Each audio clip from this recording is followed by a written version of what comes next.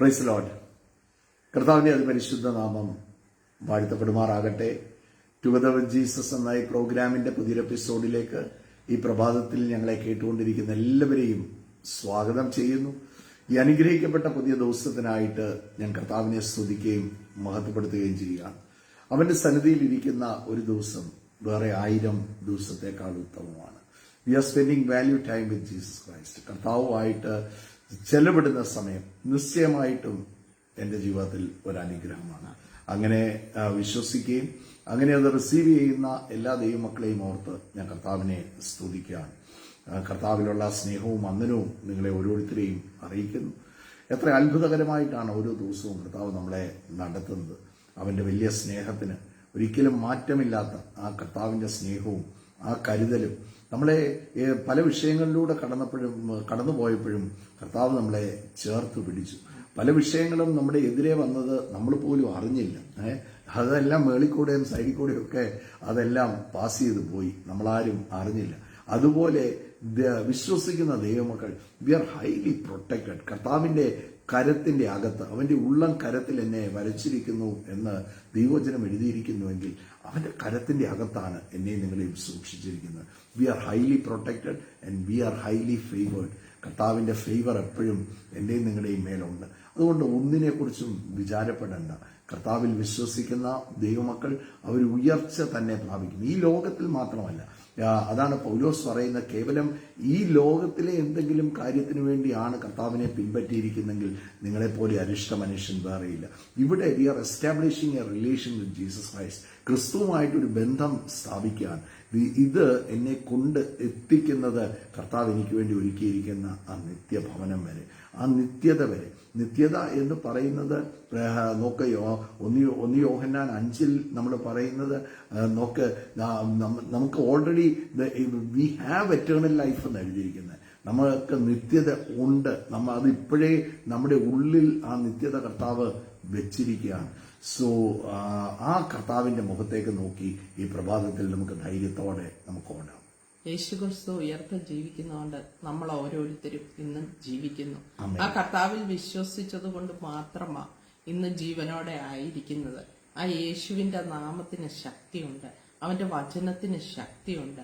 ആ കർത്താവിന്റെ വാക്ക്, വായിൽ നിന്ന് പുറപ്പെട്ട ഒരു വാക്ക് ആ ദൈവത്തിന്റെ വായിൽ നിന്ന് ഉണ്ടാകട്ടെ എന്ന് പറഞ്ഞപ്പോൾ പാഴും ശൂന്യവുമായിരുന്ന ആ ഭൂമിയെ അത്ഭുതമാക്കി. അതുപോലെ അവിടെ വെളിച്ചം ഉണ്ടാകട്ടെ എന്ന് പറഞ്ഞപ്പോൾ വെളിച്ചം ഉണ്ടായി.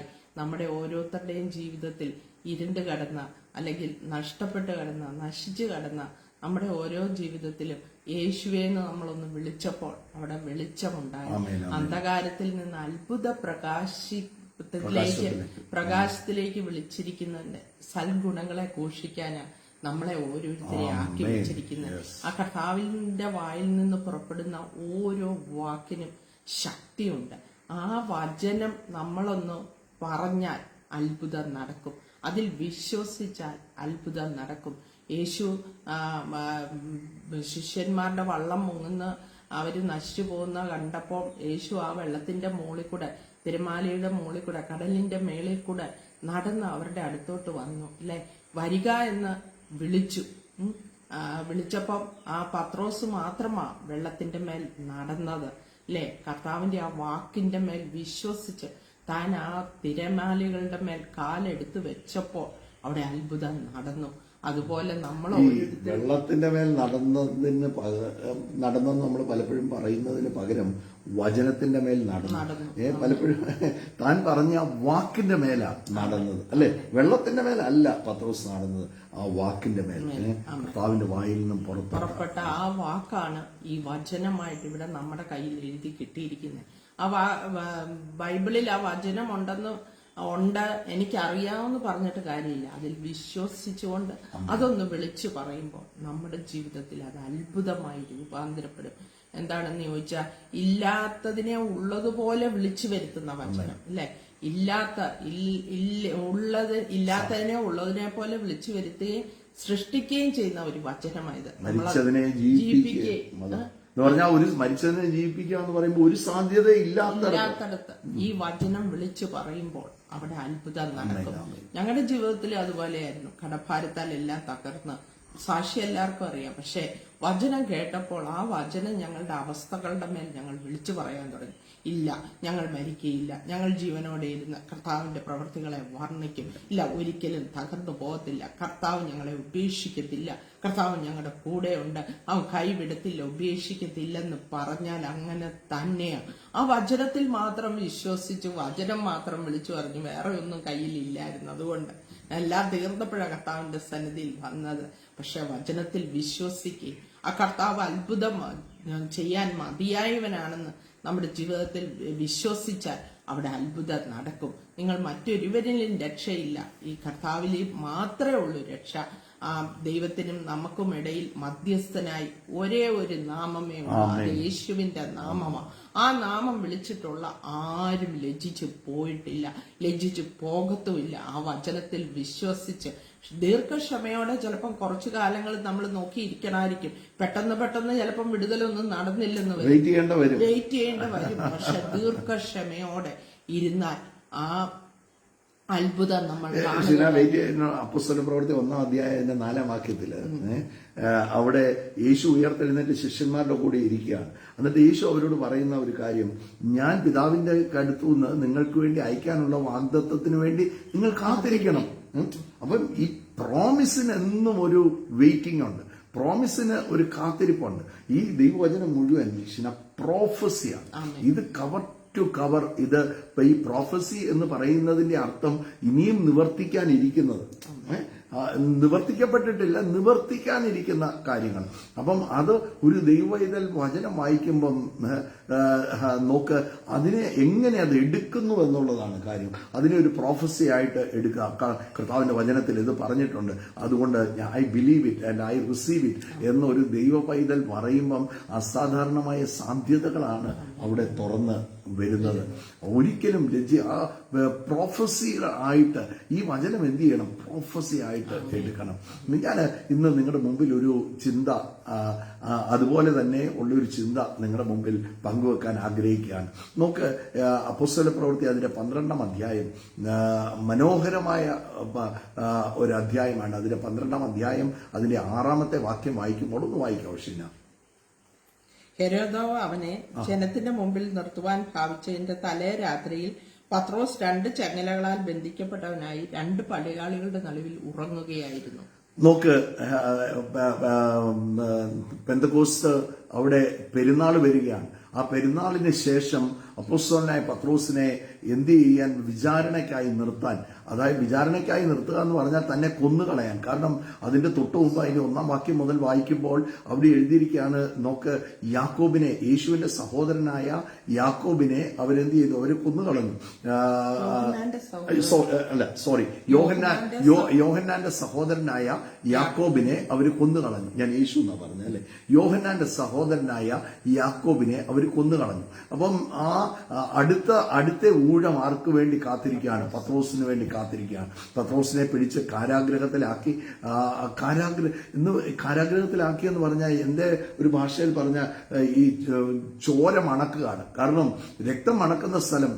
കഴിഞ്ഞ ദിവസം ആരെ കൊന്നതേ ഉള്ളൂ, യാക്കോബിനെ കൊന്നതേ ഉള്ളൂ. അപ്പൊ അവിടെ രക്തത്തിന്റെ മണമുള്ള ആ സ്ഥലത്ത് പത്രോസിനെ ആ കാരാഗ്രഹത്തിലാക്കുമ്പോൾ ആ കാരാഗ്രഹത്തിൽ കിടന്ന് സുഖമായിട്ട് എന്ത് ചെയ്യാണ്, ഉറങ്ങാണ് 2 പടയാളികളുടെ നടുവിൽ. അപ്പം ഈ വാസ്തവത്തിൽ അങ്ങനെയുള്ള ഏറ്റവും വലിയ പ്രതികൂലത്തിന്റെ മധ്യത്തിലൊക്കെ നമ്മൾ കടന്നു പോകുമ്പോൾ പലപ്പോഴും അതിനെക്കുറിച്ചുള്ള ചിന്ത, നാളെ എന്തായി തീരും, നാളെ അവിടെ എന്താണ് ഞാൻ സംസാരിക്കുന്നത്. നമ്മളൊക്കെ ഈ ചില സ്ഥലങ്ങളിലൊക്കെ, ചില ഓഫീസിലൊക്കെ, ചില ആൾക്കാരുടെ മുമ്പിലൊക്കെ പോകേണ്ട അവസരം വരുമ്പോൾ നമ്മൾ ചിന്തിക്കും അല്ലെ, എങ്ങനെയായിരിക്കണം അത് തരണം ചെയ്യുന്നത്, എന്തായിരിക്കണം ഞാനവിടെ പറയുന്നത്, അതിന് എന്താണ് വഴി, ഇനി ആരെങ്കിലും കണ്ട് എന്തേലും ഒന്ന് പറയണോ, ആരെ കൊണ്ടെങ്കിലും എന്തേലും പറയിപ്പിക്കണോ, അങ്ങനെയൊക്കെ ഒരുപാട് ചിന്തകളായിരിക്കും നമ്മുടെ മനസ്സിൽ. പക്ഷേ ഇവിടെ നമ്മൾ വായിക്കുമ്പോൾ അവിടെ എഴുതിയിരിക്കുകയാണ്, പത്രോസ് ആ പടയാളികളുടെ മധ്യത്തിൽ കിടന്ന് ഉറങ്ങി.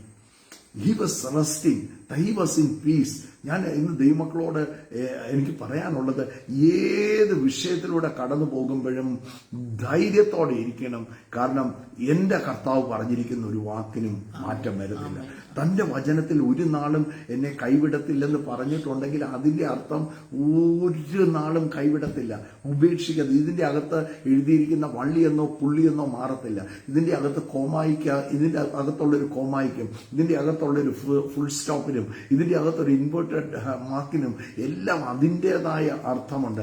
ഇതിന്റെ അകത്ത് എന്തെങ്കിലും കർത്താവ് പറഞ്ഞിട്ടുണ്ടെങ്കിൽ, പ്രൈസ് ദി ലോർഡ്, അത് പഴയ നിയമത്തിലായിക്കോട്ടെ, അത് പുതിയ നിയമത്തിലായിക്കോട്ടെ, അവന്റെ വചനം ദൈവത്തിന്റെ ശ്വാസമാണ്. ദൈവത്തിന്റെ ശ്വാസം മീൻസ് ശ്വാസത്തിന്റെ അകത്താണ് ലൈഫ് ഉള്ളത്, അല്ലേ? അതിന്റെ അകത്ത് ജീവൻ വ്യാപരിക്കുന്നതാണ്. ഷീന മുമ്പേ പറഞ്ഞതുപോലെ മരിച്ചതിനെ ജീവിപ്പിക്കാൻ നോക്ക്, മരിച്ചതിനെ ജീവിപ്പിക്കാനും ഇല്ലാത്തതിനെ ഉള്ളതുപോലെ വിളിച്ചു വരുത്താനും എന്റെ കർത്താവിന് കഴിവുണ്ട്. ഇന്ന് തീർന്നെന്ന് വിചാരിച്ച് ചില വിഷയങ്ങളിൽ ഇരിക്കുവാണോ, അതിന്റെ അകത്ത് ചില പോക്കുവഴികൾ കർത്താവ് വെച്ചിട്ടുണ്ട്. കാട്ടുപോത്തിന്റെ കൊമ്പിന്റെ ഇടയിൽ വഴിയുള്ളതുപോലെ കർത്താവിൽ ഒരാൾ ആശ്രയിക്കുമ്പോൾ, when you access to the kingdom of God, ദൈവരാജ്യത്തിലോട്ട് ആശ്രയിക്കുമ്പോൾ, യേശുവേ എന്നൊരു വാക്ക് വിളിക്കുമ്പോൾ, അവന്റെ നാമം എല്ലാ നാമത്തിനും മേലായ നാമമാണ്. അവന്റെ നാമമാണ് എല്ലാം ഉളവാക്കിയത്. യോഹന്നാന്റെ സുവിശേഷം 1 പറയുകയാണ്, ഉളവായതൊന്നും അവനെ കൂടാതെ ഉളവായതല്ല. അവന്റെ നാമമാണ് എല്ലാം സൃഷ്ടിച്ചത്. അവന്റെ വായിൽ നിന്ന് പുറപ്പെട്ട ഉളവാകട്ടെ എന്ന് പുറപ്പെട്ട ആ ഒറ്റ വാക്കിനാണ് വെളിച്ചമുണ്ടായത്. ആകാശവും ഭൂമിയും സൃഷ്ടിക്കപ്പെട്ടത്, സമുദ്രം സൃഷ്ടിക്കപ്പെട്ടത്, മത്സ്യങ്ങൾ സൃഷ്ടിക്കപ്പെട്ടത് അവനാണ്. ആദിമ മനുഷ്യനായ ആദാമിന്റെ മൂക്കിൽ ശ്വാസമൂതിയത്. അവൻ ശ്വാസമൂതിയപ്പോൾ അവൻ ജീവനുള്ള ദേഹിയായി തീർന്നു. ആ ശ്വാസം ഇന്ന് നമ്മുടെ ഉള്ളിൽ നിലനിൽക്കുകയാണ്. നോക്കിക്കേ, എത്ര അത്ഭുതം! അങ്ങനെ കർത്താവ് എന്നെ നിങ്ങളെയും കർത്താവ് തെരഞ്ഞെടുത്തെങ്കിൽ അവന്റെ വചനത്തിൽ വിശ്വസിച്ചാൽ നിങ്ങൾ ഒരിക്കലും ലജ്ജിച്ചു പോകത്തില്ല. നോക്ക, പത്രോസ് ആ 2 പടയാളികളുടെ മധ്യത്തിൽ, ആ കാരാഗ്രഹത്തിന്റെ അകത്ത്, ആ ചോര മണക്കുന്ന സ്ഥലത്ത് പത്രോസ് കിടന്ന് സുഖമായിട്ട് ഉറങ്ങാണ്. എന്നെ കേൾക്കുന്ന ദൈവമക്കളോട് പറയാം, നിങ്ങളുടെ ഏത് വലിയ പ്രതിസന്ധിയുടെ മധ്യത്തിലാണെങ്കിലും അവിടെ ഒന്ന് സുഖമായിട്ട്, ഒന്ന് ശാന്തമായിട്ട്, കർത്താവ് പറഞ്ഞ വാക്കിൽ എന്റെ സമാധാനം, ഏത് വിഷയത്തിലാണ് എന്റെ കർത്താവിന് സമാധാനം ചേരാൻ പറ്റാത്തത്? ഇന്ന് എന്നെ കേൾക്കുന്ന പ്രിയപ്പെട്ടവരോട് പറയാം, എന്റെ കർത്താവിന് വിടുവിക്കാൻ മേലാത്ത ഒരു വിഷയവുമായിട്ട് ഒരാൾ പോലും എന്നെ കേൾക്കുന്നില്ല. നിങ്ങൾ കടന്നു പോകുന്ന സിറ്റുവേഷൻ എത്ര ഹാർഡാണെങ്കിലും, മെഡിക്കൽ സയൻസ് ഇനി ഒന്നും ചെയ്യാനില്ലെന്ന് പറഞ്ഞിരിക്കുകയാണെങ്കിലും, ഞാൻ മെഡിക്കൽ സയൻസിനെ ബഹുമാനിക്കുന്നുണ്ട്. അപ്പോൾ തന്നെ മെഡിക്കൽ സയൻസ് കൈവിടുമ്പോഴും കൈവിടാത്ത നാമമാണ് യേശുവിന്റെ നാമം. ആ നാമം ആശ്രയിക്കുന്നവർക്ക് അവന്റെ അടിപ്പിണരുകളാലുള്ള സൗഖ്യം. പ്രൈസ്, ഞാനിത് പറയുമ്പം ഞങ്ങളൊരു സൗഖ്യം രുചിച്ച കർത്താവിന്റെ സന്നിധിയിൽ വന്നത് 1999 ഷീനായ വൈദ്യശാസ്ത്രം തള്ളിക്കളഞ്ഞിരുന്ന സമയത്ത്, ഒരു മീറ്റിംഗിന്റെ മധ്യത്തിൽ വെച്ച് തങ്കുബ്രദർ പ്രാർത്ഥിക്കുന്ന സമയത്ത് കർത്താവ് അത്ഭുതകരമായി ഷീനായ കർത്താവ് സൗഖ്യമാക്കി. ആ ഒറ്റ സൗഖ്യമാണ് ഞങ്ങളെ മുമ്പോട്ട് കൊണ്ടുപോയത്. പക്ഷേ അവിടെ ഒരു സൗഖ്യം, ഒരു ആരംഭമായിരുന്നെങ്കിൽ, സൗഖ്യം മാത്രമല്ല, ഈ ട്രാൻസ്ഫോംഡ് എന്നെ കർത്താവ് രൂപാന്തരപ്പെടുത്തി. എന്റെ വേണ്ടാത്ത സ്വഭാവങ്ങളെ കർത്താവ് എടുത്തു മാറ്റി. സാമ്പത്തികമായ കടഭാരത്തിലാണ് കിടന്നത്, ഭീകരമായ കടഭാരത്തിൽ, അനേക കേസുകൾ, അനേക അറസ്റ്റ് വാറന്റുകൾ, അങ്ങനെ എല്ലാം തകർന്ന് നഷ്ടപ്പെട്ട് ഇരിക്കുന്ന സമയത്ത് ആ കർത്താവിൽ വിശ്വസിച്ച് മാത്രം തല ഉയർത്തി പിടിച്ചു. എവിടെയൊക്കെ തകരുമെന്ന് പറഞ്ഞോ അവിടെയൊക്കെ കർത്താവ് ഉയർത്തി. എന്റെ കർത്താവ് ഉയർച്ചയുടെ കർത്താവാണ്. കർത്താവ് മാനിച്ചു. ഈ കഴിഞ്ഞ ദിവസങ്ങളിൽ എന്റെ കാലിന്റെ 2 മുട്ടും റീപ്ലേസ്മെന്റ് പറഞ്ഞിരുന്നതാണ്. എന്റെ കർത്താവ് എന്നെ അത്ഭുതകരമായി സൗഖ്യമാക്കി. ചിലപ്പോൾ ഒരു ടൈം ഉണ്ട്, അല്ലേ? I waited for 5 years. ഞാൻ ആ പെയിനുമായിട്ട് I was carrying that pain for 5 years. 5 വർഷം ഞാനത് കൊണ്ടു നടന്നു. പ്ലീസ്, ഞാൻ പലപ്പോഴും ചിന്തിച്ചു, എത്ര നമ്മൾ പ്രാർത്ഥിക്കുമ്പോൾ എത്ര പേരാ സൗഖ്യമാകുന്നത്? പക്ഷെ ഐ വാസ് ഇൻ പെയിൻ.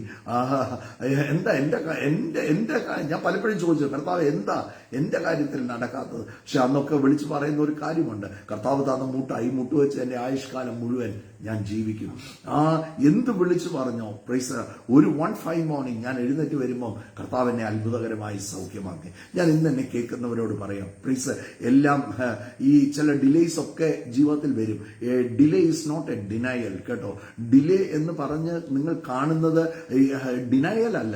അത് കർത്താവ് തരത്തില്ല എന്നല്ല അതിന്റെ അർത്ഥം. അത് തരും, അത് വരും, അത് തക്ക സമയത്ത്, അല്ലെ? ദൈവജനം പത്രോസ് ശ്ലീഹ പറയുന്ന തക്ക സമയത്ത് അവൻ നിങ്ങളെ ഉയർത്തേണ്ടതിന് ഭയപ്പെടേണ്ടതിന് അവന്റെ ശക്തിയുള്ള ഭുജത്തിന്റെ കീഴിൽ ആണ് ഇരിപ്പിൻ. നോക്ക്, ഞാൻ എന്റെ വിഷയത്തിൽ നിന്ന് മാറിപ്പോവുക. നോക്ക്, പത്രോസ് എന്ത് ചെയ്യാണ്? കാരാഗ്രഹത്തിന്റെ അകത്ത് രണ്ട് പടയാളികളുടെ മധ്യത്തിൽ ഉറങ്ങുകയാണ്. He was in peace. നാളെ തലവെട്ടാനിരിക്കുകയാണ്, നാളെ അടുത്ത ദിവസം വിചാരണയ്ക്ക് കൊണ്ടുപോകും. പക്ഷേ അവിടെ ഒരു ഭയവും ഇല്ല, ഒരു ഭാരവും ഇല്ല. കാരണം ഞാനൊരു വചനത്തിലോട്ട് വരാൻ ആഗ്രഹിക്കുക. യോഹന്നാന്റെ സുവിശേഷം അതിന്റെ 21 അധ്യായം ഒന്നെടുക്കുക ആവശ്യമില്ല. അതിന്റെ 21 അധ്യായം അതിന്റെ 18 വാക്യം ഒന്ന് വായിക്കപ്പെടുന്നു, ശ്രദ്ധിക്കാം. നോക്ക്, ഉയർത്തെഴുന്നേറ്റ് യേശു ശിഷ്യന്മാരുടെ അടുത്തോട്ട് വരികയാണ്. പത്രോസും യാക്കോബും അവരെല്ലാം എന്ത് ചെയ്യാൻ പോയി? മീൻ പിടിക്കാൻ പോയി. അവര് മീൻ പിടിക്കാൻ പോയപ്പോൾ ആ കടൽ തീരത്ത് എന്റെ കർത്താവ് അവരെ തേടിയെത്തുകയാണ്. കടൽ തീരത്ത് വന്ന് കർത്താവ് അവിടെ നിന്നിട്ട് വിളിച്ചു പോയിക്കാണ്, കുഞ്ഞുങ്ങളെ കൂട്ടാൻ വല്ലതും ഉണ്ടോ? ഒന്നും കിട്ടിയില്ല. ഞാൻ എപ്പോഴും പറയും, യേശു പത്രോസിനെ കാണുമ്പോഴെല്ലാം തന്റെ പടക് ശൂന്യമായിരുന്നു. Without Jesus you will fish nothing. ഞാൻ ആരോട് ദൈവാത്മാവിൽ ആശ്രയിച്ച് പറയുകയാണ്, കർത്താവില്ലാതെ നിങ്ങൾ എന്ത് കാര്യത്തിന് പുറപ്പെട്ടാലും നോക്ക്, അത് തകർച്ചയിലൂടെ പോകത്തുള്ളൂ. ഞാൻ എന്റെ ജീവിതത്തിൽ ഞാൻ ബിസിനസ് ആരംഭിച്ചപ്പോൾ 1990കളുടെ ആരംഭത്തിൽ വലിയ മൂലധനത്തിലാണ് ബിസിനസ്സൊക്കെ ആരംഭിച്ചത്. എന്നാൽ പ്രിയപ്പെട്ടവരെ, ഒരു കാര്യം മാത്രം ഇല്ലായിരുന്നു, യേശു ആ ബിസിനസിന്റെ അകത്ത് ഇല്ലായിരുന്നു. എന്നാൽ ഞാൻ സീറോയിൽ നിന്ന് ആരംഭിച്ച 2000 ആ ആദ്യത്തെ ബിസിനസ് എല്ലാം തകർന്ന് ഭീകരമായ കടഭാരത്തിലായി. എന്നാൽ കർത്താവിൽ വന്നു കഴിഞ്ഞപ്പോൾ കർത്താവ് അത്ഭുതകരമായ വാതിൽ തുറന്നു. ഞാൻ പലപ്പോഴും പറഞ്ഞിട്ടുണ്ട്, വായ്പ വാങ്ങിച്ച 16,000 രൂപയ്ക്ക് ആരംഭിച്ച അതേ ബിസിനസ് കർത്താവ് അതിൽ എന്നെ ഉയർത്തി, എന്റെ കർത്താവ് എന്നെ മാനിച്ചു. ഞാൻ പറഞ്ഞത്, യേശു പടകിലുള്ളതും യേശു പടകിൽ ഇല്ലാത്തതുമായിട്ട് വലിയ വ്യത്യാസമാണ്. യേശു പടകിലുണ്ടെങ്കിൽ നമുക്ക് ഒന്നും ഭയപ്പെടാനില്ല. കർത്താവ് കൂടെ ഉണ്ടോ? കർത്താവ് ഏത് വിഷയമാണെങ്കിലും അതിനെ കർത്താവ് കൈകാര്യം ചെയ്തോളും. കർത്താവ് നിങ്ങളുടെ വീട്ടിലുണ്ടോ? ഒന്നിനും ജീവിതത്തിൽ കുറവ് വരത്തില്ല. അങ്ങനെ ഉയർത്തെഴുന്നേറ്റ് യേശു ആ ശിഷ്യന്മാരുടെ അടുക്കൽ വന്നു. അവർക്കൊന്നും കിട്ടിയില്ല, രാത്രി മുഴുവൻ അധ്വാനിച്ചിട്ടും. എന്നാൽ അവര് കടന്നു വന്നപ്പോൾ ആ കടൽക്കരയിൽ അവർ കണ്ട കാഴ്ച, അവർക്ക് വേണ്ടി മീൻ ചുട്ടുവെച്ചിരിക്കുകയാണ്. അവർക്ക് വേണ്ടി നോക്ക്, നല്ല ചൂടുള്ള റൊട്ടിയും നല്ല ചൂടുള്ള മീനും അവർക്ക് വേണ്ടി കരുതി വെച്ചിരുന്നത് അവർ കാണാനിടയായി. അവിടെ വെച്ച് കർത്താവ് പത്രോസ് അവിടെ ഒരു ഹൃദയത്തെ തൊടുന്ന ഒരു കാര്യം കർത്താവ് ശിഷ്യന്മാരോട്, പത്രോസിനോട് ചോദിക്കുകയാണ്, ഇതിലധികമായി നീ എന്നെ സ്നേഹിക്കുന്നുണ്ടോ? ഈ മീനും ഈ അപ്പവും മീനും ഒക്കെ ചൂണ്ടിക്കാണിച്ചിട്ട് നീ ഇതിനു വേണ്ടിയല്ലേ മീൻ പിടിക്കാൻ പോയേ? ഇതിനു വേണ്ടിയാണല്ലോ രാത്രി കടലിൽ പോയി തണുപ്പ് പഠിച്ച് വലയം വീശി, എന്നിട്ട് നീ ഒന്നും കിട്ടിയില്ലല്ലോ. എന്നിട്ട് ഇത് ചൂണ്ടിക്കാണിച്ചുകൊണ്ട് ചോദിക്കുക, ഇതിനേക്കാൾ അധികമായി, ഈ മീനിനെക്കാട്ടിൽ, ഈ അപ്പത്തെക്കാട്ടിൽ, ഇതിനെക്കാട്ടിൽ അധികമായി നീ എന്നെ സ്നേഹിക്കുന്നു? പത്രോസ് പറയാം, ഉവ്വ്, എനിക്ക് നിന്നോട് പ്രിയമുണ്ട്, എനിക്ക് നിന്നോട് ഇഷ്ടമാണ്. അങ്ങനെ 3 പ്രാവശ്യം കർത്താവ് പത്രോസിനോട് ചോദിച്ചു. അധികം അവസാനത്തെ ചോദ്യത്തിൽ പത്രോസിന്റെ നെഞ്ച് തകർന്നത് നമ്മൾ കാണുക. എനിക്ക് നിന്നോട് പ്രിയമുണ്ട്, നിനക്കത് അറിയാം, എനിക്ക് നിന്നോട് പ്രിയമുണ്ട്. അത് പറഞ്ഞു കഴിയുമ്പോൾ കർത്താവ് ഒരു കാര്യം പത്രോസിനോട് പറഞ്ഞ ഒരു കാര്യമുണ്ട്. ആ വാക്കാണ് എനിക്ക് നിങ്ങളോട് പറയാനുള്ളത്. വായിച്ച 18. ഞാൻ നിന്നോട് പറയുന്നു, നീ യൗവനക്കാരനിരുന്നപ്പോൾ യൗവനക്കാരനായിരുന്നപ്പോൾ നീ തന്നെ അരക്കെട്ടി ഇഷ്ടമുള്ളിടത്തേക്ക് നടന്നു. വയസ്സായ ശേഷമോ നീ കൈ നീട്ടുകയും മറ്റൊരുത്തൻ നിന്റെ അരക്കെട്ടി നിനക്ക് ഇഷ്ടമില്ലായ ഇടത്തേക്ക് നിന്നെ കൊണ്ടുപോവുകയും ചെയ്യുമെന്ന് പറഞ്ഞു. നോക്ക്, അവിടെ യേശു പത്രോസിനോട് പറയുന്ന ഒരു കാര്യമുണ്ട്. നോക്ക്, നീ വയസ്സാകുമ്പോൾ ഒരു വാക്ക് പറയുന്നുണ്ട്, വയസ്സായ ശേഷമോ നീ കൈ നീട്ടുകയും മറ്റൊരുത്തൻ. നോക്ക്, വയസ്സായ ശേഷമോ. അപ്പം പത്രോസിന് ഒരു കാര്യം മനസ്സിലായി, ഈ കാരാഗ്രഹത്തിന്റെ അകത്തല്ല എന്റെ അവസാനം. ഈ ചെറുപ്രായത്തിൽ ഈ കാരാഗ്രഹത്തിന്റെ അകത്ത് തീരാനുള്ള ആളല്ല ഞാൻ വയസ്സായ ശേഷം. എനിക്ക് ഇനിയും ശുശ്രൂഷ അവശേഷിക്കുന്നുണ്ട്. ഈ കാരാഗ്രഹത്തിന്റെ അകത്ത് ഞാൻ അവശേഷിക്കത്തില്ല. അപ്പൊ ആ ഒരു ഭയങ്കര ധൈര്യവും ഉറപ്പും ഞാൻ ദൈവമക്കളോട് പറയാം. കർത്താവിന്റെ വചനത്തിൽ എന്തെങ്കിലും പറഞ്ഞിട്ടുണ്ടെങ്കിൽ അത് നിവർത്തിക്കുവാൻ കർത്താവ് ശക്തനാണ്. നമ്മൾ അതിന്റെ അപ്പോസ്തല പ്രവൃത്തി 12 അതിന്റെ അടുത്ത വാക്യത്തിൽ നമ്മൾ കാണുന്നത്, നോക്ക്, ദൂതൻ അവിടെ ഇറങ്ങി ആ കാരാഗ്രഹത്തിന്റെ അടിസ്ഥാനം കുലുങ്ങി. നോക്ക്, വേഗത്തിൽ അരകെട്ടി എന്ത് ചെയ്യുക, വെളിയിലിറങ്ങാൻ പറഞ്ഞപ്പോൾ കാരാഗ്രഹത്തിന്റെ വാതിലുകൾ തന്റെ മുമ്പിൽ തുറക്കുകയാണ്. എത്ര വലിയ കാരാഗ്രഹമാണെങ്കിലും, എത്ര എത്ര വലിയ ഇരുട്ടാണെങ്കിലും, ഇന്ന് കടന്നു പോകുന്ന വിഷയം അത് എത്ര വലിപ്പമുള്ളതാണെങ്കിലും അതിന്റെ അകത്തുനിന്ന് എന്റെ കർത്താവിനെ പുറത്തു കൊണ്ടുവരാൻ just believe in his word. കർത്താവ് പറഞ്ഞിരിക്കുന്ന വാക്കിൽ ഒന്ന് വിശ്വസിക്കുന്നു എങ്കിൽ ഒരിക്കലും ലജ്ജിക്കാൻ കർത്താവ് സമ്മതിക്കത്തില്ല.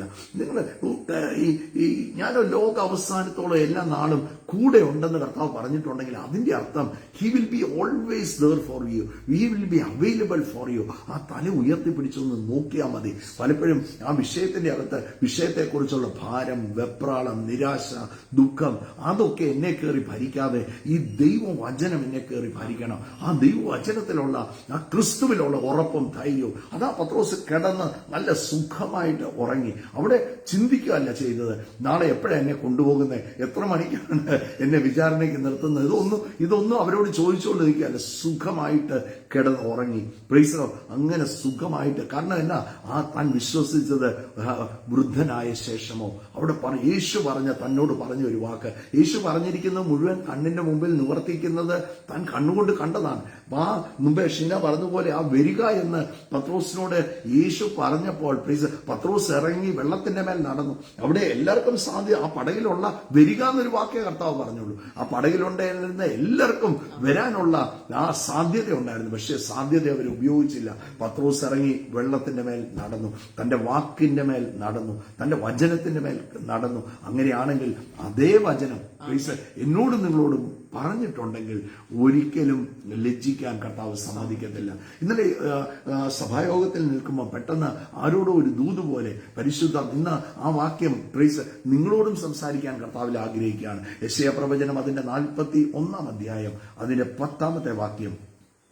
നീ ഭയപ്പെടേണ്ട. ഞാൻ ആരും ഇന്നെന്നെ കേൾക്കുന്ന ഏതോ പ്രിയപ്പെട്ടവരോട് പറയുകയാണ്, ചില വിഷയത്തിലൊക്കെ കുരുങ്ങിക്കിടക്കുന്നവർ, ഇനിയും ഒരു സാധ്യത ഇല്ലെന്ന് പറഞ്ഞിരിക്കുന്നവർ, ഇതിന്റെ അകത്തുനിന്ന് എനിക്ക് ഒരിക്കലും പുറത്തു വരാൻ സാധിക്കത്തില്ല എന്ന് പറഞ്ഞ് ഞാൻ നിങ്ങളോട് തന്നെയാണ് സംസാരിക്കുന്നത്. അത് ആ ഇഷ്യൂ എത്ര വലുതാണെങ്കിലും അതിനെ കൈകാര്യം ചെയ്യാൻ ലോകപ്രകാരം നോക്കിയാൽ ഒരു വഴിയില്ലെങ്കിലും അതിന്റെ അകത്ത് കർത്താവിന് ചില വഴികളുണ്ട്. ആ കാരാഗ്രഹം അത്രയും അടഞ്ഞിരുന്ന കാരാഗ്രഹത്തിൽ ഒരു ദൂതൻ ഇറങ്ങിയപ്പോൾ അവിടെ വഴി വെളിപ്പെട്ടു. കർത്താവ് ഒരു കാര്യത്തെ, ഇഫ് ഗോഡ് ഇന്റർവീൻസ്, കർത്താവിന്റെ കൈ നീണ്ടു വന്നാൽ അതിന്റെ അകത്ത് ഏത് വിഷയത്തിന്റെ അകത്തും വഴിയുണ്ട്. ഇവിടെ പറയുകയാണ്, ഒന്ന് വായിച്ച, നീ ഭയപ്പെടേണ്ട, ഞാൻ നിന്നോട് കൂടെയുണ്ട്, ഭ്രമിച്ചു നോക്കേണ്ട. ഈ വാക്ക് വിശ്വസിക്കാവോ, ഞാൻ നിന്റെ കൂടെ ഉണ്ട്. ഏത് വിഷയത്തിലും ഒരു ദൈവവൈതൽ പറയേണ്ടത് അവൻ എന്റെ കൂടെ ഉണ്ട്. ഏറ്റവും അവസാനം കർത്താവ് ഈ ഭൂമിയിൽ ശിഷ്യന്മാരോട് ദ ഗ്രേറ്റ് കമ്മീഷൻ കൊടുത്തിട്ട് അവരോട് പറഞ്ഞ വാക്ക്, ഞാനോ ലോക അവസാനത്തോളം എല്ലാ നാളും നിങ്ങളുടെ കൂടെയുണ്ട്. മർക്കോസിന്റെ സുവിശേഷം അതിന്റെ 16 അധ്യായം അതിന്റെ അവസാന വാക്യത്തിലോട്ട് വരുമ്പോൾ ഇവിടെ എഴുതിയിരിക്കുന്നത്, അവർ പുറപ്പെട്ട എല്ലായിടത്തും പ്രസംഗിച്ചു, കർത്താവിന്റെ കരം അവരുടെ കൂടെ ഇരുന്നു. See, the hand of the Lord was with them. പത്രോസും യോഹന്നാനും ദേവാലയത്തിലോട്ട് ആരാധനയ്ക്കായി കടന്നു വന്നപ്പോൾ സുന്ദരമെന്ന ദേവാലയ ഗോപുരത്തിന്റെ വാതിൽക്കൽ അമ്മയുടെ ഗർഭം മുതൽ മുടന്തനായ ഒരു വ്യക്തിയിരുന്നു. അവനെ കണ്ടപ്പം വിളിച്ചു പറയാണ്, വെള്ളിയും പൊന്നും ഞങ്ങൾക്കില്ല, ഞങ്ങൾക്കുള്ളത് നിങ്ങൾക്ക് തരുന്നു. ഞങ്ങൾക്കുള്ളതെന്ന് പറഞ്ഞാൽ എന്താ? കർത്താവിന്റെ കരമാണ്. രോഗി എന്റെ നാമത്തിൽ നിങ്ങൾ എന്ത് ചെയ്യുക? രോഗികളുടെ മേൽ കൈവെക്ക്, അവർക്ക് സൗഖ്യം വരുമെന്ന കർത്താവ് പറഞ്ഞു. അവന്റെ നാമം അത് വിശ്വസിക്കുന്നുണ്ട്, കൂടെ ഉണ്ട്. ഇന്ന് ഞാൻ ദൈവമക്കളോട് പറയും, കൂടെ ഉണ്ട്. ഏത് വിഷയത്തിലും ഒറ്റയ്ക്കല്ല. You are not alone. എനിക്ക് ആരും ഇല്ല എന്ന് പറയരുത്. എനിക്ക് ഒരാളുണ്ട് എന്നൊന്ന് പറഞ്ഞു, എനിക്കൊരു സഹായകൻ ഉണ്ട് എന്നൊന്ന് പറഞ്ഞ്, സ്വർഗം ചായ്ച്ചവൻ നിങ്ങളുടെ അടുത്ത് ഇറങ്ങി വരും, നിങ്ങളുടെ വീട്ടിൽ ഇറങ്ങി വരും, നിങ്ങളുടെ ബിസിനസ് സ്ഥാപനത്തിൽ ഇറങ്ങി വരും. നിങ്ങൾ വഴിവക്കിൽ നിൽക്കുകയാണെങ്കിൽ അവിടെ എന്റെ കർത്താവ് ഇറങ്ങി വരും. ഇല്ല, തള്ളത്തില്ല. കാരണം അവന്റെ ചങ്കിലെ ചോര കൊടുത്ത് എന്നെ നിങ്ങളെ വിലയ്ക്ക് വാങ്ങിയത്. നിങ്ങളെ തള്ളിക്കളയാനല്ല. എന്റെ കർത്താവിന്റെ പദ്ധതി നിങ്ങളെ സംരക്ഷിക്കുന്നതാണ്, നിങ്ങളെ പൊതിഞ്ഞു പിടിക്കുന്നതാണ്. ഏത് വിഷയത്തിലൂടെ കടന്നുപോയാലും അതിന്റെ അകത്ത് നിങ്ങളെ പൊതിഞ്ഞു പിടിക്കുന്നതാണ് കർത്താവിന്റെ പരിപാടി. And Jesus Christ is in the same business. അന്ന് ചെയ്ത് ഈ ഭൂമിയുടെ പരപ്പിൽ കർത്താവ് നടന്നപ്പോ എന്ത് ചെയ്തോ അതേ കാര്യത്തിലാണ് കർത്താവ് ഇന്നും ഉള്ളത്. He is ready to deliver. ചിലർ പറയുന്ന കർത്താവിന് എന്നെ ഇഷ്ടമല്ല. യോ എന്റെ പൊന്നേക്കൾ, ഇതാണ് ഈ ലോകത്തിൽ പറഞ്ഞിട്ടുള്ള ഏറ്റവും വലിയ നുണ. ദൈവത്തിന് നിന്നോട് ഇഷ്ടമില്ല, ദൈവത്തിന് എന്നോട് ഇഷ്ടമാണ്, അതുകൊണ്ടാണ് അവൻ സ്വർഗം ചായച്ചിറങ്ങി വന്നത്. ഇഷ്ടത്തെക്കാൾ കവിയുന്ന സ്നേഹമാണ് എന്റെ കർത്താവിന് നിങ്ങളോട്. ഇഷ്ടം നമ്മൾ നല്ലോണം ഒക്കെ പെരുമാറിയാൽ അവരോട് തോന്നുന്ന, നമ്മളോട് നല്ലോണം പെരുമാറുന്നവരോട് തോന്നുന്ന നമുക്ക് വികാരമാണ് ഇഷ്ടം. പക്ഷെ ദൈവത്തിന് ഇഷ്ടമല്ല, പല കാര്യങ്ങളും നമ്മുടെ ഇഷ്ടമല്ല, പക്ഷെ സ്നേഹമാണ്. നമുക്ക് എത്ര സ്നേഹമാണ്, ജീവൻ തരുന്ന സ്നേഹം. കാൽവറി ക്രൂശ് കാണിച്ചു വന്നിട്ട് പറയും, this much I love you. അത്രയും സ്നേഹമാണ് എന്റെ കർത്താവിന് എന്നോട്. ഇവിടെ ദൈവവചനം പറയുകയാണ്, നീ ഭയപ്പെടേണ്ട, ഞാൻ നിന്റെ കൂടെയുണ്ട്. ഭ്രമിച്ചു നോക്കേണ്ട, ഞാൻ നിന്റെ ദൈവമാകുന്നു, ഞാൻ നിന്നെ ശക്തീകരിക്കും. ഞാൻ നിന്നെ ശക്തീകരിക്കും. ഇന്ന് ബലം പോയി നിൽക്കുകയാണോ? എല്ലാം നഷ്ടപ്പെട്ട് നിൽക്കുകയാണോ? ദൈവവചനം പറയുകയാണ്, ഞാൻ നിന്നെ ശക്തീകരിക്കും, ഞാൻ നിന്നെ സഹായിക്കും, ഞാൻ നിന്നെ സഹായിക്കും. എന്റെ നീതിയുള്ള വലം കൈ കൊണ്ട് ഞാൻ നിന്നെ താങ്ങും. എന്റെ നീതിയുള്ള വലം കൈ കൊണ്ട് ഞാൻ നിന്നെ താങ്ങും. എന്റെ കർത്താവ് കൈക്ക് പിടിച്ചിട്ടുണ്ട്. ആരോട് പറയുകയാണ്, നിങ്ങളുടെ കൈക്ക് കർത്താവ് പിടിച്ചിട്ടുണ്ട്. നിങ്ങൾ ഒരിക്കലും താഴത്തില്ല, നിങ്ങൾ തകർന്നു പോകത്തില്ല, നിങ്ങളുടെ വീട് ഒരിക്കലും നശിച്ചു പോകത്തില്ല, നിങ്ങൾ നഷ്ടപ്പെട്ടു പോകത്തില്ല. നിങ്ങൾ എന്തിനെ കുറിച്ചാണ് ഇന്ന് വെറി ചെയ്തിരിക്കുന്നത്? നിങ്ങളുടെ കുഞ്ഞുങ്ങളെ കുറിച്ചാണോ? അവരാരും താന്നു പോകാൻ കർത്താവ് സമ്മതിക്കത്തില്ല. അവൻ വലം കരം പിടിച്ചിട്ടുണ്ട്. പ്ലീസ്, എന്റെ കൈ പിടിച്ചിരിക്കുന്ന ആരാന്ന് വിചാരിക്കുന്നത്? സർവശക്തനായ കർത്താവ്. സ്വർഗം തന്റെ സിംഹാസനവും ഭൂമി തന്റെ പാദപീഠവുമായ വലിയ കർത്താവാണ് എന്റെ കൈക്ക് പിടിച്ചിരിക്കുന്നത്. ആ കർത്താവാണ് എന്നോട് വാക്ക് പറഞ്ഞത്, ഭയപ്പെടേണ്ട. നോക്ക്, പത്രോസിനോട് പറഞ്ഞ പ്രോഫസി നോക്ക്, ഹി ക്യാരിഡ് ഇറ്റ്. എവിടെ? ആ ജയിലിന്റെ അകത്തും സുഖമായിട്ട് ഉറങ്ങി. കാരണം വാർദ്ധക്യത്തിലേ ഞാൻ മരിക്കത്തുള്ളൂ എന്ന് ഉറപ്പ് കർത്താവ് പറഞ്ഞിട്ടുണ്ട്. എന്ന് പറഞ്ഞതുപോലെ പ്രീസ്, അവൻ എന്റെ വലം കൈ പിടിച്ചിട്ടുണ്ട്. ഏത് വിഷയത്തിലും അങ്ങനെ എടുക്കണം. എന്റെ വലം കൈ കർത്താവ് പിടിച്ചിട്ടുണ്ട്. നിന്നോട് കോപിച്ചിരിക്കുന്ന എല്ലാവരും ലജ്ജിച്ച് അമ്പരന്ന് പോകും. നോക്ക്, നിന്നെ തീർക്കുമെന്ന് പറയുന്ന വിഷയം നിന്നെ നോക്കി അമ്പരക്കും. നിന്നെ തകർത്ത് കളയുമെന്ന് പറയുന്ന വിഷയം നിന്നെ നോക്കി വിസ്മയത്തോടെ നിന്നെ നോക്കി, എങ്ങനെ നീ ഇതിന്റെ അകത്തുനിന്ന് പുറത്തു വന്നു? തീർന്നു പോകുമെന്ന് വിധി എഴുതിയ ചിലരുടെ മുമ്പിൽ അവർക്ക് ചില അമ്പരപ്പുണ്ടാകാൻ പോവുകയാണ്. ഞാനൊരു ദൂതായിട്ട് പറയുകയാണ്, ചിലരൊക്കെ അമ്പരക്കും നിന്നെ കാണുമ്പോൾ, ചിലരൊക്കെ നിന്നെ കാണുമ്പോൾ വിസ്മയിക്കാൻ തുടങ്ങും. ഇതെങ്ങനെ സംഭവിച്ചു? ഈ വീട് എങ്ങനെ വിടുവിക്കപ്പെട്ടു? ഈ ഭവനത്തിൽ എങ്ങനെയാ ഇത്രയും വലിയ അത്ഭുതം നടന്നത് എന്ന് അമ്പരപ്പുണ്ടാകും. ഇവിടെ പറയുകയാണ്, നിന്നോട് വാദിക്കുന്നവർ നശിച്ച് ഇല്ലാതെയാകും. നിന്നോട് വാദിക്കുന്നതും നിന്നോട് പോരാടുന്ന രോഗവും അതൊക്കെ എന്നാണേലും അത് നശിക്കും. കാരണം ഇത് ദൈവത്തിന്റെ മന്ദിരമാണ്. എന്റെ കുഞ്ഞ്, ഇത് വേറെ ഐറ്റം പറഞ്ഞേ, നിങ്ങളുടെ നെഞ്ചത്തോട്ടൊന്ന് കൈവച്ചിട്ട് പറഞ്ഞേ, ഇത് ഐറ്റം വേറെയാണ്. ഇത് ദൈവത്തിന്റെ മന്ദിരമാണ്. ഇതിന്റെ അകത്ത് വസിക്കുന്നത് നോക്ക്, ഇത് കർത്താവിന്റെ വാസസ്ഥലമാണ്. അവന്റെ ആത്മാവ് വസിക്കുന്ന സ്ഥലമാണ്. ഈ മന്ദിരത്തെ നശിപ്പിക്കാൻ നോക്കുന്നവനെ അത് എന്നാണേലും, അത് രോഗമാണേലും, അത് കടമാണേലും, അത് ഈ ലോകത്തിൽ മറ്റെന്തെങ്കിലും വിഷയമാണെങ്കിലും അതിനെ കർത്താവ് തകർക്കും. നിന്നെ നശിപ്പിക്കാൻ നോക്കുന്നവരെ അമ്പരന്നു പോകും. അവർക്ക് ആശ്ചര്യമുണ്ടാകും, അവർക്ക് വിസ്മയമുണ്ടാകും. എങ്ങനെ ഇവൻ പുറത്തു വന്നു? അടുത്ത വാക്യം, നിന്നോട് യുദ്ധം ചെയ്യുന്നവർ നാശിത്വവും ഇല്ലായ്മയും പോലെയാകും. നിന്റെ ദൈവമായ യഹോവ ഇന്ന് ഞാൻ നിന്റെ വലം കൈ പിടിച്ച് നിന്നോട് ഭയപ്പെടേണ്ട, ഞാൻ നിന്നെ സഹായിക്കുമെന്ന് പറയുന്നു. എടുക്കാവോ? നിന്റെ കർത്താവ് നിന്റെ വലം കൈ പിടിച്ചിട്ട് പറയുകയാണ്, ഞാൻ നിന്നെ സഹായിക്കും. ഇതാർക്കോ വേണ്ടി ഒരു പ്രോഫസിയാണ്. It's a prophecy to somebody. ആ വിഷയത്തിന്റെ അകത്ത് കുഞ്ഞെ ലജ്ജിക്കത്തില്ല, നീ നഷ്ടപ്പെടത്തില്ല, നിന്റെ വീട് തകർന്നു പോകത്തില്ല, നിന്റെ കുടുംബം ഛിന്ന ഭിന്നമായി പോകത്തില്ല, നീ ഒരിക്കലും നശിക്കത്തില്ല. പകരം നിന്നെ കാണുന്നവർ അമ്പരക്കും. ഞാൻ ആരോടോ പറയാണ്, നിന്നെ കാണുന്നവർ അമ്പരക്കും. നിന്നെ കാണുന്നവർക്ക് വിസ്മയമുണ്ടാകും. എങ്ങനെ ഇത് സംഭവിച്ചു എന്ന് ആൾക്കാർ വിസ്മയിക്കുന്നത് പോലെ നിന്നെ കാണുന്നവർ അമ്പരക്കാൻ തുടങ്ങും. അങ്ങനെയാണെങ്കിൽ പ്രാർത്ഥിക്കാം. ഞാൻ പറഞ്ഞത്, കർത്താവിന്റെ പ്രോഫസികൾ ഒരിക്കലും മാറത്തില്ല. കർത്താവ് പറഞ്ഞിട്ടുണ്ടോ, ഞാൻ വലം കൈ പിടിച്ചിരിക്കുന്നെന്ന് പറഞ്ഞ, ദിസ് ഇസ് ഫോർ ഇറ്റേണിറ്റി. ഒരിക്കലും ഈ കൈ വിടത്തില്ല. എന്റെ കർത്താവ് പിടിച്ചിരിക്കുന്ന ആ കൈ ഒരിക്കലും വിടത്തില്ല. കർത്താവ് പറഞ്ഞിരിക്കുന്ന വാക്കിന് അവന് മാറാൻ സാധിക്കത്തില്ല. അവൻ വലം കൈ പിടിച്ചിട്ടുണ്ടെന്ന് പറഞ്ഞാൽ വലം കൈ പിടിച്ചിട്ടുണ്ട്. ഒരു വിഷയത്തിൽ കാണുമ്പോൾ, ഒരു വിഷയം കാണുമ്പോൾ ദൈവവൈതൽ കാണേണ്ടത് മിറക്കിളാണ് കാണുന്നത്.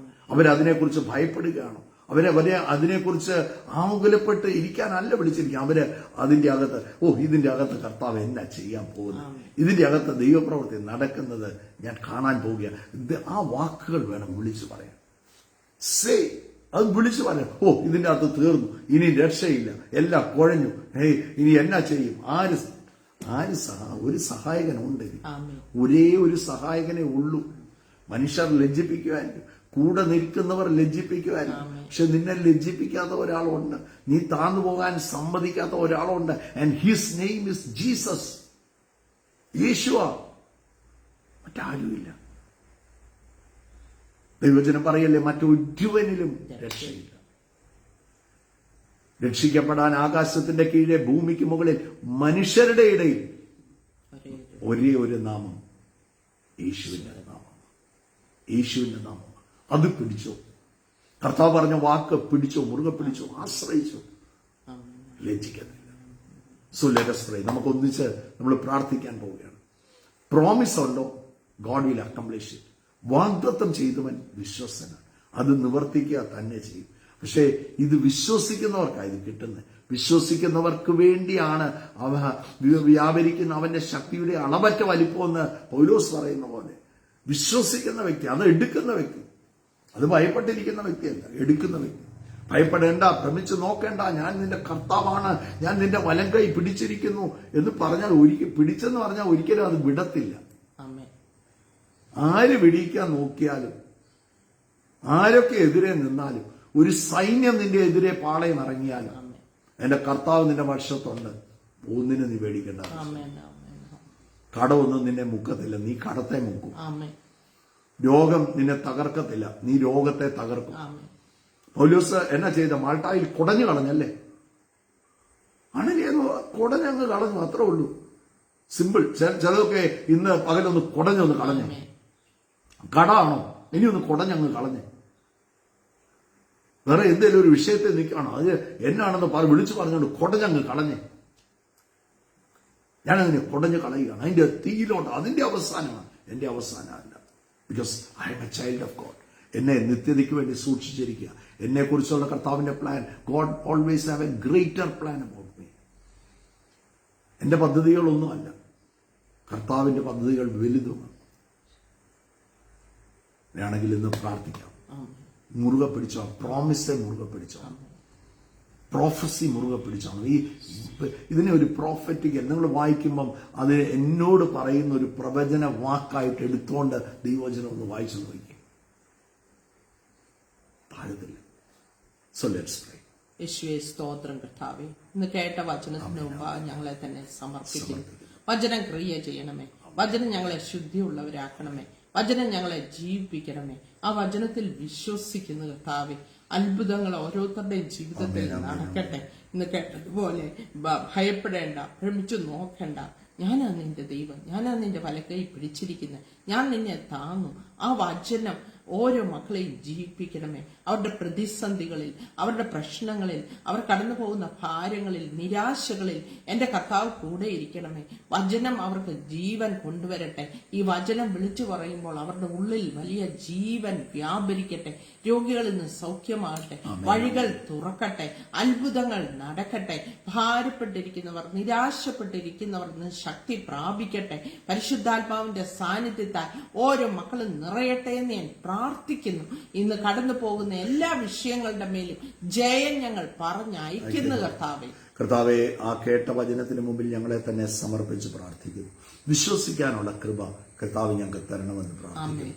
വിഷയങ്ങളിലൂടെ കടന്നു പോകുമ്പോൾ എല്ലാ ദൈവവചനം പറയുന്ന പോലെ തികഞ്ഞ സ്നേഹം ഭയത്തെ പുറത്താക്കുന്നു. കർത്താവ് ഉണ്ടെന്നുള്ള ഉറപ്പും ആ വലിയ ധൈര്യവും യേശുവിന്റെ നാമത്തിൽ കർത്താവെ അവിടുന്ന് തരേണ്ടതിനായി പ്രാർത്ഥിക്കുന്നു. പരിശുദ്ധാത്മാവ് ഓരോ ജീവിതങ്ങളെയും സ്പർശിക്കേണ്ടതിനായി പ്രാർത്ഥിക്കുകയാണ്. കർത്താവിന്റെ കരം ഓരോരുത്തരെയും തൊടണമേ.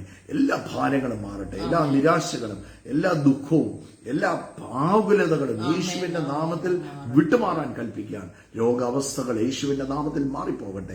ഇപ്പോൾ തന്നെ സൗഖ്യമാകട്ടെ. എല്ലാ രോഗബന്ധനങ്ങളും യേശുവിന്റെ നാമത്തിൽ അഴിയാൻ കൽപ്പിക്കുകയാണ്. അത്ഭുതകരമായ അത്ഭുതകരമായ വിടുതലുണ്ടാകട്ടെ, ശാരീരികമായ സൗഖ്യങ്ങൾ ഉണ്ടാകട്ടെ, മാനസികമായ സൗഖ്യങ്ങൾ ഉണ്ടാകട്ടെ. എല്ലാ വിചാരങ്ങളും എല്ലാ ദുഃഖങ്ങളും യേശുവിന്റെ നാമത്തിൽ, ആ കണ്ണുനീരിന്റെ അനുഭവമൊക്കെ യേശുവിന്റെ നാമത്തിൽ പൂർണ്ണമായി മാറട്ടെ. അത്ഭുത വിടുതൽ അയക്കുന്നതിനായി സ്തോത്രം. അനുഗ്രഹിച്ച് പ്രാർത്ഥിക്കുന്നു. ദൈവകൃപ അതിന്റെ മക്കളുടെ മേൽ ധാരാളമായി വരട്ടെ. മഹത്വം ഇറങ്ങട്ടെ. ഗ്ലോറി അവരെ തൊടട്ടെ. അഭിഷേകത്തിന്റെ വലിയൊരു പുതപ്പ് നിന്റെ മക്കളുടെ മേൽ കർത്താവ് അയക്കുന്നതിനായി സ്തോത്രം. അഭിഷേകം എല്ലാ ദുഃഖങ്ങളെയും തകർക്കുന്നതാണ്.